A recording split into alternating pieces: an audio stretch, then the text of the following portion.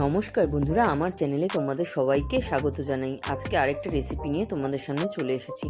আজকে আমি বানিয়ে দেখাবো হচ্ছে তালের ভাপা পিঠে।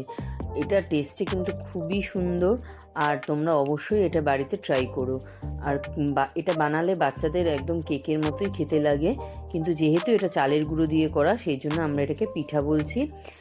তো প্রথমেই দেখো, আমি এখানে নিয়ে নিচ্ছি হচ্ছে 3/4 কাপ চালের গুঁড়ো আর 1/4 কাপ আর কি ময়দা নিয়ে নিয়েছি।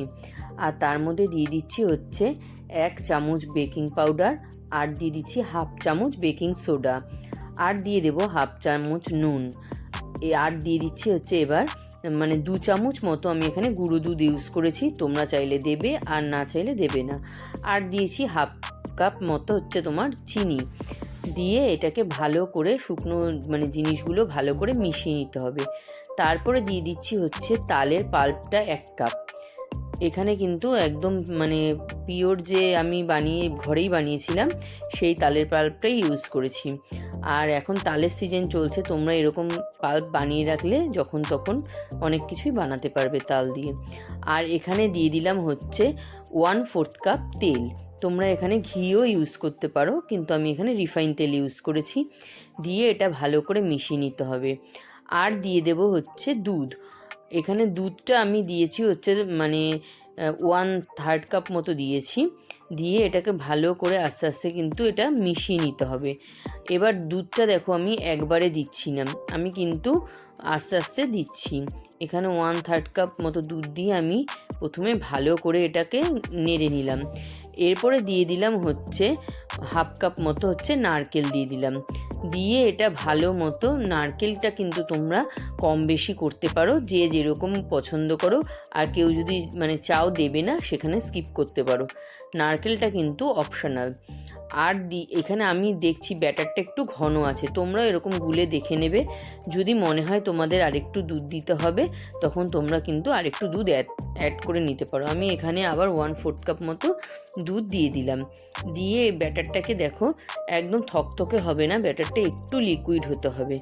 দিয়ে এরকম ভালো করে মিশিয়ে নেবে। তারপরে আমি এখানে স্টিলের বাটি নিয়েছি, নিয়ে একটু তেল দিয়ে আর কি ব্রাশ করে নিচ্ছি, হাত দিয়েই করে নিচ্ছি।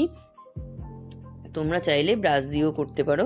তারপরে এখানে ব্যাটারটা আবার ভালো মতো নেড়ে আমরা কিন্তু বাটিটার হাফ পর্যন্ত দিয়ে দেবো।